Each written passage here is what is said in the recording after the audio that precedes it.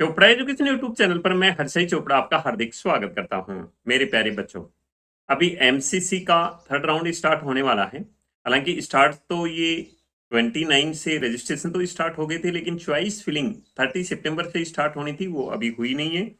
आज 1 तारीख के शाम 5 बजे तक रेजिग्नेशन का लास्ट डेट एक्सटेंड कर दिया है। तो इस बार की जो काउंसलिंग हो रही है उसमें स्टेबिलिटी नहीं है, क्योंकि पहले जो काउंसलिंग हुआ करती थी, आज से 5-6 साल पहले जो काउंसलिंग हुआ करती थी, वो 2 महीने में कंप्लीट हो जाती थी।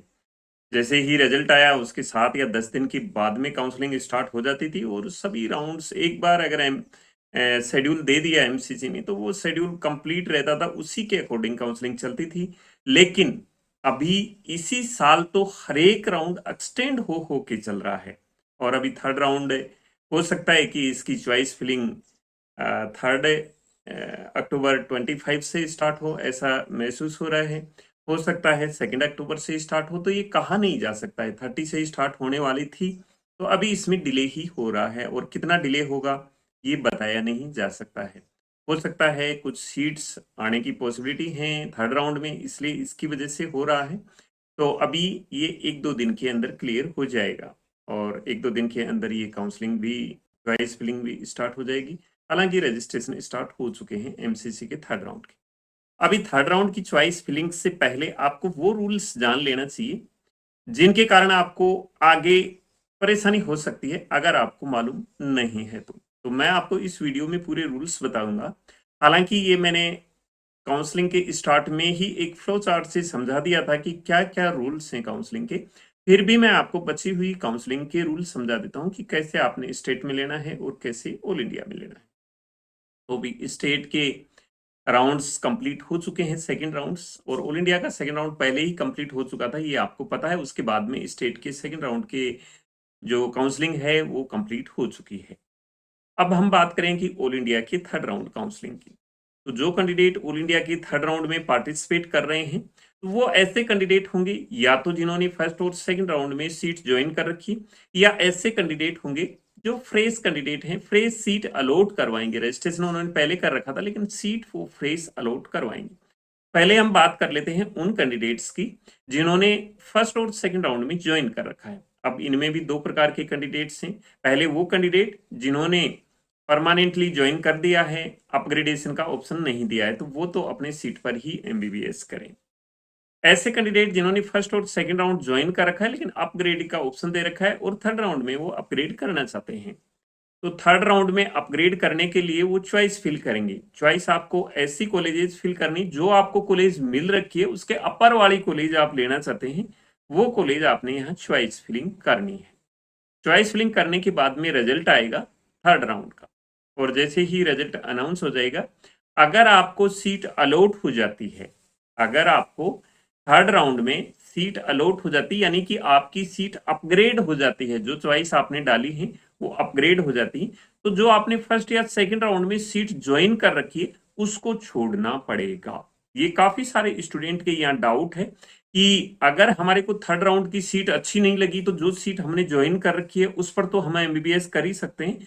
ऐसा नहीं है। थर्ड राउंड में आपको कोई भी सीट अलॉट होगी, अपग्रेड होगी, कोई भी सीट अपग्रेड होगी, तो आपकी जो सेकंड राउंड या फर्स्ट राउंड की ज्वाइंट सीट है वो कैंसिल हो जाएगी, वो किसी दूसरे कैंडिडेट को अलॉट हो जाएगी।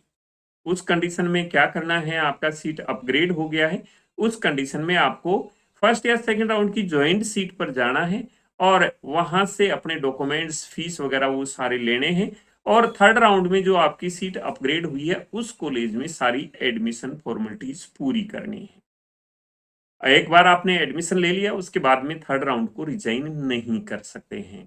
इसलिए आपने इसी प्रकार से लेना है, क्योंकि थर्ड राउंड में आपको सीट तभी अलॉट करवानी है जब आपको सीट ज्वाइन करनी है, वही सीट आपने अलॉट करवानी है। अभी ये तो उन कैंडिडेट्स की कंडीशन होगी जिनको सीट अपग्रेड हुई है। अब ऐसे कैंडिडेट जिनको फर्स्ट या सेकंड राउंड में जिन्होंने सीट तो ज्वाइन कर ली, थर्ड राउंड में अपग्रेडेशन लगाया, लेकिन वो सीट अपग्रेड नहीं हुई, तो सीट अपग्रेड नहीं होने की कंडीशन में एमसीसी का रिजल्ट आउट होने के 2 दिन बाद तक एक रेजिग्नेशन का टाइम दिया जाता है। वो आज से तो हर साल पहले दिया गया है कि अगर आपकी सीट अपग्रेड नहीं होती है तो आप सीट छोड़ सकते हैं 2 दिन के अंदर अंदर। एमसीसी द्वारा वो टाइम दिया जाता है कि इस टाइम बाउंड के अंदर आप इस सीट को छोड़ सकते हैं, लेकिन आपकी जो सिक्योरिटी मनी है वो फॉरफिट हो जाएगी। ऐसा एमसीसी द्वारा दिया जाता है हर साल, और संभव है कि इस बार भी दिया जाएगा। अगर नहीं भी दिया जाता है तो आप इसी प्रकार से अपने सीट को अपग्रेड करें, या फिर वही कॉलेज में रहना है आपको, इसी प्रकार से आप प्लानिंग करें। लेकिन अमूमन ये रेजिग्नेशन का टाइम है वो एमसीसी द्वारा 2 दिन के लिए दिया जाता है थर्ड राउंड के अलॉटमेंट के बाद। तो ये तो कंडीशन उन कैंडिडेट्स की होगी जिनको अलॉटमेंट हुआ है और जिनको अपग्रेड हुआ है और जिन्होंने ज्वाइन कर रखी थी। अब जिनका 2 दिन के बाद में एमसीसी टाइम देता है, अपग्रेड सीट नहीं हुई है, तो वो रिजाइन देके अपने स्टेट में जा सकते हैं और वो स्टे वैकेंसी राउंड में भी जा सकते हैं वो कैंडिडेट्स रिजाइन करने की बात। नहीं तो अगर वो रिजाइन नहीं करते हैं, उनकी सीट भी अपग्रेड नहीं हुई है और वो टाइम बॉन्ड के अकॉर्डिंग रिजाइन नहीं करते हैं, तो फिर उनके लिए थर्ड राउंड की काउंसलिंग के रूल्स लागू होंगे। थर्ड राउंड की काउंसलिंग के रूल ये हैं कि एक बार सीट ज्वाइन कर ली, उस टाइम बॉन्ड के बाद में रिजाइन नहीं कर सकते और स्टे में भी नहीं जा सकते। स्टेट के स्टे में जरूर वो जा सकते हैं, लेकिन थर्ड राउंड की सीट रिजाइन नहीं कर सकते, ऐसा रूल है। वो थर्ड राउंड में जा सकते हैं रिजाइन करके ही, जो टाइम बॉन्ड है उसी में स्टेट के थर्ड राउंड में जा सकते हैं।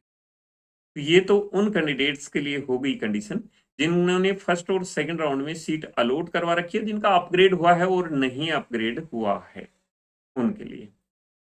अभी ऐसे कैंडिडेट जिनको फ्रेश अलॉटमेंट हुआ है, यानी कि थर्ड राउंड में फ्रेश अलॉटमेंट हुआ है, सेकंड में उनको अलॉटमेंट हो गया है, उन्होंने ज्वाइन नहीं किया है, फर्स्ट में अलॉटमेंट हो गया है, उन्होंने ज्वाइन नहीं किया है, वो कैंडिडेट जिनको वो कोई दिक्कत नहीं है, लेकिन जिनको थर्ड राउंड में फ्रेश अलॉटमेंट हुआ है, वो कैंडिडेट को दिए गए टाइमिंग के अनुसार थर्ड राउंड ज्वाइन करना है। ऐसी कंडीशन है कि एक बार आपने थर्ड राउंड ज्वाइन कर लिया, उसके बाद उसको रिजाइन नहीं कर सकते हैं।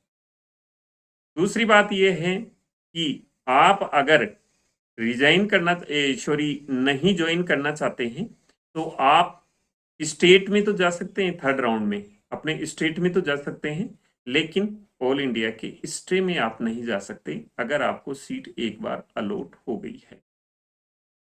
तो आपने ये बिल्कुल ध्यान रखना है कि आपको थर्ड राउंड में सीट तभी अलॉट करवानी है जिस पर आप ज्वाइनिंग करोगे। अगर थर्ड राउंड में आपको सीट अलॉट हो गई, ज्वाइन नहीं कर रहे, तो आप ऑल इंडिया के स्टे वैकेंसी राउंड में नहीं जा सकते हैं। ये क्लियर है?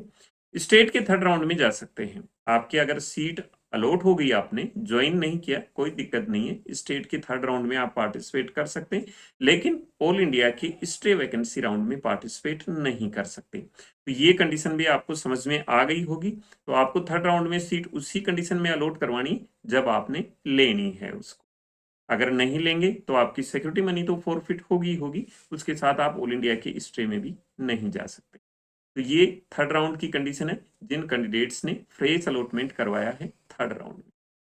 अभी स्टेट काउंसलिंग की बात कर लेते हैं। तो स्टेट काउंसलिंग में अगर आपने ऑल इंडिया की थर्ड राउंड में सीट अलॉट करवा ली है, तो अगर आपने अलॉट करवा ली तो स्टेट के थर्ड राउंड में जा सकते हैं आप। अब स्टेट के थर्ड राउंड और ऑल इंडिया के थर्ड राउंड को आपने ऐसे मैनेज करना है, क्योंकि कोई स्टेट ऐसे हैं जो ऑल इंडिया का थर्ड राउंड का रिजल्ट आने से ज्वाइनिंग डेट से, लास्ट डेट जो ज्वाइनिंग होती है उस डेट से पहले ही अपने स्टेट का रिजल्ट निकाल देते हैं। तो जैसे यूपी हो गया, तो इन स्टेट्स के कैंडिडेट को क्या करना है कि वो अपने स्टेट का रिजल्ट देख के ऑल इंडिया को ज्वाइन कर सकते हैं थर्ड राउंड को अलॉट होने के बाद भी। लेकिन कुछ स्टेट ऐसे हैं जो ऑल इंडिया की लास्ट डेट ज्वाइनिंग होती है उसके बाद रिजल्ट निकालते हैं। जैसे राजस्थान हो गया, उसका हमेशा ही ऑल इंडिया का जो लास्ट डेट ज्वाइनिंग होता है उसके बाद रिजल्ट निकलता है, चॉइस फिलिंग पहले ही ले ली जाती है। तो उस कंडीशन में आप दोनों तरफ नहीं, अगर आपने सीट अलॉट करवा ली, अगर उसको ज्वाइन नहीं कर रहे और आपको राजस्थान से सीट नहीं मिली तो आप ऑल इंडिया के स्ट्रीम में भी नहीं जा सकते, क्योंकि आपने ऑल इंडिया के थर्ड राउंड में सीट ज्वाइन करवा ली। अब ऐसे कैंडिडेट जो ऑल इंडिया के थर्ड राउंड में सीट उनको मिल गई है, रिजल्ट आ गया, उसके बाद में चॉइस फिलिंग होती है राजस्थान की, तो उन्होंने राजस्थान का भी चॉइस फिलिंग कर दिया और ऑल इंडिया का थर्ड राउंड ज्वाइन कर लिया। तो उसके बाद में राजस्थान में भी अगर आपको सीट अलॉट होगी तो 50,000 का आपको नुकसान हो गया है, सिक्योरिटी मनी आपकी फॉरफिट हो जाएगी। ऐसे सभी स्टेट्स के लिए है जिनका रिजल्ट ऑल इंडिया की थर्ड राउंड की ज्वाइनिंग के बाद आता है, उनके थर्ड राउंड का। तो मैं सोचता हूं ये भी आप समझ गए होंगे। जो मैं आपको ये रूल बताता हूं, ये प्रैक्टिकली रूल बता रहा हूं कि ऐसा प्रैक्टिकली है और इसमें ऐसी कोई नहीं है। आपको बिल्कुल भी ये सारा का सारा रूल मैं आपको इंफॉर्मेशन बुलेटिन के अकॉर्डिंग बता रहा हूं, और कुछ रूल्स हैं जो होते हैं वो मेरे एक्सपीरियंस के अकॉर्डिंग बता रहा हूं। तो आप इस पर खेद कर सकते हैं बिल्कुल। ऐसा नहीं है कि आप किसी ने ये बोल दिया कि नहीं ये रूल है उसका मान लिया, किसी ने और बोल दिया। जो मैं ये रूल बता रहा हूं ये बिल्कुल फैक्ट है, इसमें 1% भी गलत नहीं है। तो इसके अकॉर्डिंग आप कर सकते हैं काउंसलिंग। अब स्टे वैकेंसी ऑल इंडिया की काउंसलिंग में आपको बिल्कुल ध्यान ये रखना है कि देखो, ऑल इंडिया का जो स्टे वैकेंसी राउंड है वो एक लकी राउंड होता है। अगर उसमें सीट मिले तो अच्छी अच्छी सीट भी मिल जाए, और नहीं तो सीट मनपसंद की भी ना मिले। लेकिन दिन प्रतिदिन यानी कि साल दर साल, हर साल ये जो स्टे वैकेंसी राउंड में अच्छी सीट मिलने की पॉसिबिलिटी है वो कम होती जा रही है। यानी कि पिछली साल अच्छी सीटें कम मिली, उससे पिछली साल काफी अच्छी सीटें मिल गई थी, उससे अच्छी साल और भी सीटें मिल गई थी। तो आप इसी प्रकार से स्टे वैकेंसी राउंड को लेके चलें। स्टे वैकेंसी राउंड में पार्टिसिपेट वही कैंडिडेट कर सकते हैं जिनको ऑल इंडिया के थर्ड राउंड में कोई सीट अलॉट नहीं हुई है। एक तो वो कैंडिडेट कर सकते हैं, चाहे उनको सेकंड राउंड में सीट अलॉट हो गई है, उन्होंने छोड़ दिया है, रिजाइन किया है, कुछ भी किया हो, कोई दिक्कत नहीं है, वो स्टे में पार्टिसिपेट कर सकते हैं। फर्स्ट राउंड में भी उनको सीट मिली है, छोड़ दिया हो, कोई दिक्कत नहीं है, वो स्टे वैकेंसी में पार्टिसिपेट कर सकते हैं। लेकिन ऐसे कैंडिडेट पार्टिसिपेट नहीं कर सकते जिन्होंने थर्ड राउंड में सीट अलॉट करवा रखी है, चाहे उस पर ज्वाइन किया या नहीं किया हो, वो बात अलग है। अलॉट हो गई आपको थर्ड राउंड में तो आप नहीं पार्टिसिपेट कर सकते। और जाहिर सी बात है, जब अलॉट ही हो जाएगी तो आप ज्वाइन तो अलॉट होने की बात ही करते हैं, तो जो ज्वाइंट कैंडिडेट हैं वो भी नहीं कर सकते, और जिनको थर्ड राउंड में अलॉट हो गई वो कैंडिडेट भी नहीं कर सकते यहाँ पर पार्टिसिपेट। अब हम स्टेट्स की बात कर लेते हैं। तो स्टेट के वो कैंडिडेट यहां पार्टिसिपेट नहीं कर सकते जिन्होंने स्टेट की थर्ड राउंड को ज्वाइन कर रखा है। उनकी लिस्ट एमसीसी को भेज दी जाती है और एमसीसी उन कैंडिडेट्स को बाहर कर देता है, उन कैंडिडेट को वहां से बाहर कर देता है जिन कैंडिडेट्स ने स्टेट की थर्ड राउंड तक ज्वाइन कर रखा है। तो वो कैंडिडेट यहाँ ऑल इंडिया के स्टे वैकेंसी राउंड में पार्टिसिपेट नहीं कर सकते। और फिर रूल ये भी है कि स्टे वैकेंसी राउंड में पार्टिसिपेट अगर सॉरी आपको स्टे वैकेंसी राउंड में कोई सीट अलॉट हो जाती है और इसके बाद में आप उसको ज्वाइन नहीं कर सकते, तो 1 साल तक आप नीट की एग्जाम नहीं दे सकते। हालांकि ऐसा इस प्रकार के इंफॉर्मेशन बुलेटिन में मेरे को देखने के लिए नहीं आया, ऐसा नजर नहीं आया। फिर भी हो सकता है मेरे से कहीं मिस हो गया हो, तो आप ऐसा रूल एक बार देख लेना। और ऐसा रूल देखने से क्या है, आप एक बार स्ट्रे में वही सीट अलॉट करवाना जो आपको लेनी है। आप यही मान के चलो कि मेरे को स्ट्रे में सीट वही अलॉट करवानी है जो मेरे को लेनी है।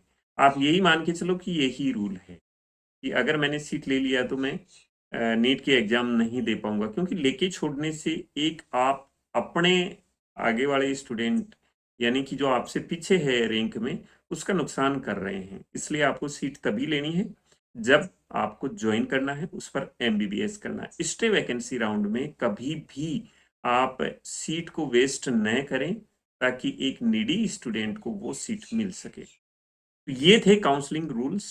बाकी अगर आपको कोई डाउट हो तो इस कमेंट्स में लिख सकते हैं, क्योंकि जो स्टूडेंट को डाउट्स काफ़ी होते हैं काउंसलिंग के बाद। हालांकि हम समय समय पर ये जो रूल्स हैं ये बताते रहते हैं, लेकिन स्टूडेंट्स के कम इंटरेस्ट से हम ऐसे फिर अवॉइड कर देते हैं ऐसे वीडियोस बनाने से, क्योंकि जब स्टूडेंट देखते ही कम हैं, हालांकि बहुत से ऐसे स्टूडेंट होते हैं जिनको ऐसा महसूस होता है कि ये रूल अभी कहाँ से ढूंढे।